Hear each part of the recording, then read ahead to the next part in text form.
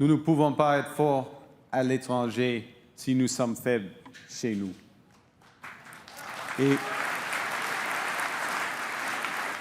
Et nous ne pouvons pas bâtir un avenir meilleur si nous ne sommes pas aux commandes de notre présent. Mark Carney, hier, devant des militants conquis, c'était à Montréal. Le premier ministre a livré un discours axé sur l'économie et l'unité après avoir attiré 5 députés de l'opposition dans les rangs libéraux. Un an après être passé à 2 doigts de voir le parti décimé, le voilà aujourd'hui aux portes d'une majorité. Comment doit-on envisager la suite? Alec, Rosemary, Michel, bonjour. Bonjour. Bon dimanche. Bonjour. Qu'est-ce qu'on retient, Alec, de ce congrès cette fin de semaine? Il n'y a pas eu de gros éclats, il n'y a pas eu de grosses nouvelles, mais tout le monde avait l'air heureux, tout le monde avait l'air content. Qu'est-ce que vous avez retenu? Les partis qui vont bien dans les sondages n'ont pas d'histoire, c'est ce qu'on dit. Donc, là, quand on est en avance de 10, 12, 15, 16 points, dépendamment du sondage que vous regardez dans les intentions de vote, c'est sûr que ça aide à garder une famille unie. Donc, la première année au pouvoir de Mark Carney s'est bien déroulée. Il y avait peu d'expérience politique. Il faut se ramener en arrière. On se demandait est-ce qu'il aurait ce qu'il faut. Oui, il y avait un beau CV, mais est-ce qu'il aurait ce qu'il faut pour être politicien? Les hommes d'affaires qui ont fait patate en politique, il y en a eu plusieurs. Donc, on se demandait est-ce qu'il va être capable. Visiblement, il est plutôt à l'aise dans ce rôle-là. Et donc, les militants libéraux lui rendent bien que d'avoir un premier ministre qui, finalement, se comporte comme il le souhaitait. Donc, évidemment, tout va bien au Parti libéral du Canada, au point où quand Marilyn Gladu a fait le saut chez les libéraux cette semaine, qui est quand même une vraie conservatrice là, qui est là depuis plusieurs années, pas dans une circonscription où ça se promène là, de libéraux à conservateurs, là, une vraie circonscription conservatrice, je me suis rappelé un peu les années de Jean Chrétien, où on avait une grande tente libérale, qui avait des progressistes conservateurs à l'intérieur. Il y avait des gens qui avaient même des croyances personnelles sur l'avortement. Dans les banlieues de Toronto, entre autres, je me souviens de députés de Scarborough, dans ces coins-là, qui avaient des convictions personnelles sur l'avortement qui n'étaient pas nécessairement compatibles avec la position officielle du Parti libéral du Canada. Mais c'est pas grave, on les acceptait, on leur faisait une place tant qu'ils votaient du même côté que le souhaitait le premier ministre. Donc, cette espèce de grande tente qui va ratisser quand même pas mal vers la droite, plus que ce que Justin Trudeau avait fait dans les dernières années. Ça me rappelle les années de Jean Chrétien où on disait, on est le parti qui accepte un peu tout le monde tant qu'on est dans un certain schème de valeurs. Et je me suis un peu rappelé ça cette semaine quand Marilyn Gladu a traversé. La tente libérale, elle est plus ressemblable à celle de Jean Chrétien qu'elle l'était sous Justin Trudeau. Le tissu de la tente est flexible chez les libéraux. Et c'est drôle parce qu'effectivement, il y a beaucoup de gens sur le parquet du Congrès durant la fin de semaine qui m'ont rappelé les années avant M. Trudeau, qui disaient non, le parti a déjà été comme ça. Rosemary, qu'est-ce que vous retenez, vous, de la fin de semaine? Oui, le parti a déjà été comme ça et Justin Trudeau l'a changé d'une façon dramatique pour avoir, oui, plus de progressistes dans le parti, mais aussi une idéologie qui bougeait moins. Alors, ça a marché pour M. Trudeau. Le problème pour M. Carney, je pense, c'est que malgré ce qu'on a vu en fin de semaine, ce n'est pas un politicien avec énormément d'expérience par rapport à sa gestion du caucus. Et c'est vrai que tout le monde est content maintenant parce qu'ils sont en avance dans les sondages et tout va bien. Ils continuent à attirer du monde. Mais quand les choses vont moins bien, est-ce que M. Carney, et ça c'est ce que je me demande, est-ce que M. Carney va être capable de garder cette tente ensemble, de garder ce caucus ensemble? Parce que s'il va avoir sa majorité lundi, ça donne aussi un certain pouvoir à l'intérieur du caucus. Pour les gens qui sont peut-être plus progressistes que M. Carney sur certaines choses, M. Guilbeault, par exemple, ça leur donne une chance de pousser le premier ministre et le Conseil des ministres un peu plus à l'intérieur maintenant qu'ils ont la majorité. Alors, je pense que le test est à venir pour M. Carney avec cette coalition qui a bâti là. C'est vrai qu'il y a un test. Michel, vous en pensez quoi, vous, de cette coalition qui est en train de prendre, de s'élargir? En fait, on ramène le parti un peu plus vers le centre, vers la droite, puis les militants en suivent. Hein. Chez les libéraux, on dirait que les militants ont la flexibilité de l'attente, ils sont capables de s'ajuster un peu au chef qui est devant eux. Je vais vous conter une histoire. Le premier discours que j'ai entendu quand je suis arrivé sur la colline parlementaire à la fin des années 70, c'était un député de Jonquière qui s'appelait M. Marceau qui avait dit être libéral, ça veut dire être communiste, on peut être communiste. Ça veut dire être socialiste, on peut être socialiste. Ça veut dire être capitaliste, on peut être capitaliste. Ça a toujours été une grande tente, le Parti libéral. C'est vrai que M. Trudeau l'avait rapetissé un peu, mais ça a toujours été ça. Ça a toujours été un parti vers qui on allait. Et vous savez, ces défections-là, c'est comme l'adage qui dit « j'étais riche, j'étais pauvre, croyez-moi, riche, c'est mieux ». C'est ça qui est actuellement la fortune de M. Carney. C'est que les gens vont vers lui, alors que le problème de M. Poilievre, c'est que lui, il les repousse. Alors, quand vous voyez ça arriver, ben, c'est sûr que c'est à la fin de tout, c'est avantage Carney, là. Ouais. Parlons-en des transfuges, justement, Rosemary, parce que là, on est rendu à 5, 4 chez les conservateurs. Sérieusement, j'ai entendu beaucoup trop de gens cette fin de semaine me parler de discussions qui avaient cours présentement avec d'autres membres conservateurs qui seraient prêts à faire le saut aussi. Je présume que vous entendez la même chose. Qu'est-ce qui est en train de se passer? Bien, je pense qu'il y a des conservateurs qui se rendent compte qu'ils vont être dans les bancs d'opposition pendant 3 ans et plus, peut-être. Et ça leur donne un choc, peut-être, sur le système, parce que il y a 1 an, un peu plus qu'1 an, ces mêmes personnes-là se pensaient être des ministres dans l'avenir. Alors, je pense que ça, c'est la première chose. Est-ce qu'ils veulent rester sur les bancs d'opposition? Est-ce qu'ils veulent rester avec Pierre Poilievre pendant 3 ans, si lui est capable de rester pendant 3 ans? Deuxième chose, c'est que je pense que les libéraux ont quand même une approche agressive. Ils essayent de dire que c'est juste les conservateurs qui viennent frapper à leur porte, mais le contraire est aussi vrai, que les libéraux ont une stratégie qui est très développée sur les gens qu'ils veulent viser, que ce soit par rapport au pourcentage de vote ou la région qu'ils représentent, et ils essayent d'attirer plus, parce que M. Carney ne veut pas juste une majorité de 1 ou 2 sièges, il aimerait avoir 4, 5, 6 pour que ça reste flexible pour lui dans les mois à venir. Oui. Alex, ça fait quoi, ça?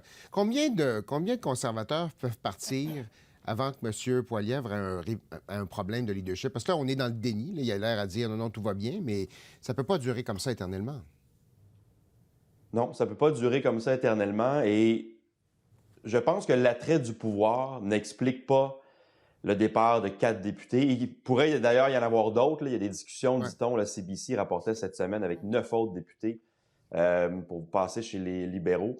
Vous savez, c'est pas la première fois qu'on a un gouvernement qui va être là peut-être pendant 3 ou 4 ans, puis les gens, ils sont dans l'opposition, les députés, puis ils doivent vivre avec ça. Je veux dire, puis il n'y a jamais autant de défections dans la première année d'un mandat, malgré tout. Là. C'est pas nouveau là, qu'un premier ministre comme Mark Carney s'installe pendant peut-être 3 ou 4 ans, puis généralement, les députés de l'opposition sont capables de vivre avec ça. Ça fait partie de la tâche du député. Pourquoi il y en a autant cette fois-ci? Il faut qu'il y ait un malaise chez les conservateurs. Il n'y a pas d'autre explication logique que ça. Il faut qu'on soit inconfortable dans la famille où on est pour avoir le goût de faire le saut de l'autre côté. Parce que les Marilyn Gladu de ce monde, là, Michael Mott de ce monde, ils ne seront jamais ministres. Ils n'auront pas vraiment plus d'influence dans un caucus libéral qu'ils en ont dans un caucus conservateur sur les grandes orientations du pays. C'est pas vrai que soudainement, ils sont du côté du pouvoir et ils peuvent accomplir des choses. Ça va être minimal. Par contre, ils sont peut-être dans une famille qui les rend plus heureux que dans la famille où ils étaient. Et c'est ça le gros problème. Comment ça se passe chez les conservateurs? Comment ça se passe au caucus? C'est quoi le style de leadership que Pierre Poilievre impose? C'est ça les questions qui sont importantes parce que s'il y en a d'autres qui quittent, là, ils vont pas juste au pouvoir, ils se sortent d'une situation dans laquelle ils n'aiment pas être. Et ça, c'est un gros problème pour Pierre Poilievre parce que il faut changer quelque chose à l'interne si on veut que les défections cessent. C'est pas juste l'attrait du pouvoir. Moi, je crois pas à ça. Ouais. Michel, M. Poilievre, il avait commencé à ajuster son ton, son message un peu. On nous disait dans son entourage, on fait le pivot tranquillement, on ajuste les choses. C'est clairement pas suffisant, là. C'est clairement pas suffisant. Puis c'est pas juste le discours externe qui est important, c'est le discours interne. Comme chef de parti, comment est-il, M. Poilievre? Comment traite-t-il ses députés? Comment accueille-t-il des points de vue qui sont peut-être un peu divergents des siens? C'est ça qui peut aussi être un problème qui fait que quelqu'un, une Marilyn Gladu ou un autre, dit, ben là, OK, j'en ai assez, moi, je vais aller de l'autre côté. Et c'est ça qu'on entend aussi. C'est M. Poilievre avait la réputation de faire des discours publics où le ton était un peu cassant, mais à l'intérieur aussi, il y avait le ton cassant. Et ça n'a peut-être pas changé. Et ça a rendu, comme disait Alec, des gens mal à l'aise, puis ils ont voulu aller ailleurs.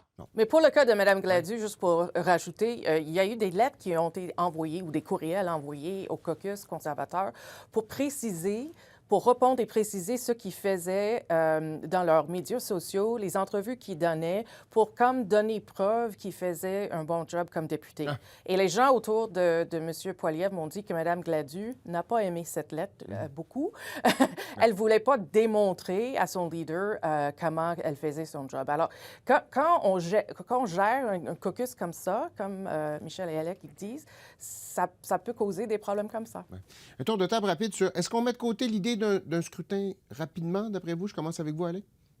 Les rumeurs de scrutin. Oui. Moi, je pense qu'on n'a plus besoin, du côté de Mark Carney, d'aller en élection hâtive. J'écarte pas l'idée de la prorogation, par contre, là, pour être capable de rebrasser les comités, peut-être à l'automne, avoir une majorité dans les comités, donc relancer une nouvelle session. Mais élection à court terme, non, je ne vois pas ça du tout. OK. Rosemary puis Michel ensuite. Non, je pense qu'il veut continuer à gouverner puis à gérer le conflit, la crise qu'on vit maintenant. Michel? Le danger, c'est que les électeurs peuvent réagir de façon bien différente à une élection anticipée quand il n'y en a pas besoin. On a déjà vu ça. T'en veux une élection, on va t'en faire une élection. Et ça, c'est le danger. Là. Pourquoi tenter le diable? Oui, bon. Alors, on va défaire les valises, puis on va se préparer pour un autre 3 ans et demi. Je vous amène à Québec maintenant. Michel, je commence avec vous. On va choisir cet après-midi celui qui sera le prochain chef de la CAQ, mais essentiellement le prochain premier ministre du Québec, à tout le moins jusqu'à l'automne. Qu'est-ce qu'on peut dire de cette course à la CAQ, la première course à la direction de la CAQ? C'est une course qui a été marquée beaucoup par la différence de personnalité entre les deux candidats.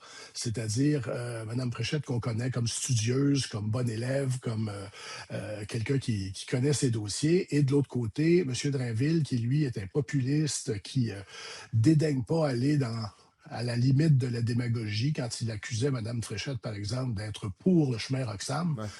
C'est un petit peu fort de café, là. Alors, quand ton seul argument, c'est de dire « moi, je serais meilleur dans le débat des chefs qu'elle », c'est pas nécessairement dans une famille politique qui a quand même fait des choses, qui a quand même eu un programme, qui a réalisé des choses. C'est probablement pas la chose à dire, mais on verra aujourd'hui dans la fin de la journée. Mais je vois rien qui s'est passé dans cette course-là qui change ce que c'était au début, c'est-à-dire avantage pour Mme Fréchette. OK. Et Rosemary? Je ne le suis pas en grand détail, mais les deux choses m'ont marqué. Le fait que quand M. Bovet, notre ami M. Bovet, a posé la question à Mme Fréchette et Drainville, qu'est-ce qu'ils allaient faire? Est-ce qu'ils allaient rester s'ils perdent l'élection au mois d'octobre? Ni l'un ni l'autre a dit oui. Alors je me questionne sur à quel point ils sont dédiés à la cause de la CAQ. Et deuxième chose, est-ce qu'il y a l'un ou l'autre qui va changer? Qu'est-ce qui va arriver à l'automne? Et je pense que la réponse est non. Que la CAQ, ça va être très difficile pour eux. Oui, bon, les sondages disent que les perspectives sont un peu meilleures pour Mme Fréchette. Alec, taux de participation, le collègue Mathieu Goyer disait ce matin, presque 75 %, je crois. Qu'est-ce que ça dit, ça? C'est un très bon taux de participation pour une course à la direction. On a l'impression que tout le monde va voter chez les membres dans une course à la direction. Ce n'est pas vrai. Par exemple, les libéraux pour Pablo Rodriguez, c'était autour de 70 %. On est autour de ces eaux-là habituellement. Donc, ceux qui ont une carte de membre de la CAQ sont allés voter. Ils vont continuer de le faire.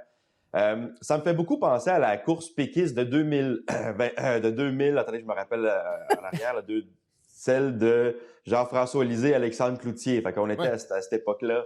2019, parce que je me souviens plus exactement. J'aimerais bien pouvoir vous aider, mais je m'en souviens pas. On est tous rendus trop vieux, OK? Donc, cette course d'Alexandre Cloutier, Jean-François Lisée, à l'époque, Jean-François Lisée avait fait la meilleure campagne aux yeux des militants péquistes. Il avait dit ce que les militants péquistes voulaient entendre. Il avait été bon dans les débats. Non pas qu'Alexandre Cloutier avait été mauvais, il avait bien débattu, comme Christine Fréchette, mais Jean-François Lisée avait été meilleur. Ils se sont fait plaisir, les militants du PQ. Ils ont voté pour Jean-François Lisée. mais c'était clair dans l'opinion publique générale qu'Alexandre Cloutier avait plus de possibilités de croissance pour le parti. Les gens, les électeurs moyens qui n'étaient pas membres du PQ préféraient Alexandre Cloutier, de la même manière que l'électeur moyen préfère Christine Fréchette à Bernard Drinville. C'est clair dans les sondages, elle a moins d'opinions négatives, elle a plus de curiosité envers elle de la part de l'électorat que n'en a Bernard Drinville, qui est un personnage politique bien campé là depuis longtemps et qui a donc moins de possibilités de croissance, de se définir lui-même. Donc, est-ce que les militants caquistes vont avoir aimé la fin de campagne de Bernard Drinville, vont leur donner leur vote, ou est-ce qu'ils vont préférer le potentiel de croissance de Christine Fréchette qu'on voit dans les sondages? On le saura un peu plus tard aujourd'hui, mais c'est vraiment là. Est-ce que le parti se fait plaisir et choisit Bernard Drinville parce qu'ils ont aimé sa course, ou est-ce qu'ils regardent un peu la prochaine campagne électorale générale? Ce serait intéressant. Puis on verra si ça a un impact, évidemment, l'automne prochain, mais là, on n'est pas rendu là encore. Le résultat plus tard cet après-midi, émission spéciale avec le collègue Patrice Roy, compté de 12h30 aujourd'hui sur ICRDI. Alec, Rosemary, Michel, merci à vous trois. Bonne fin de dimanche. Merci. Au revoir. Au revoir.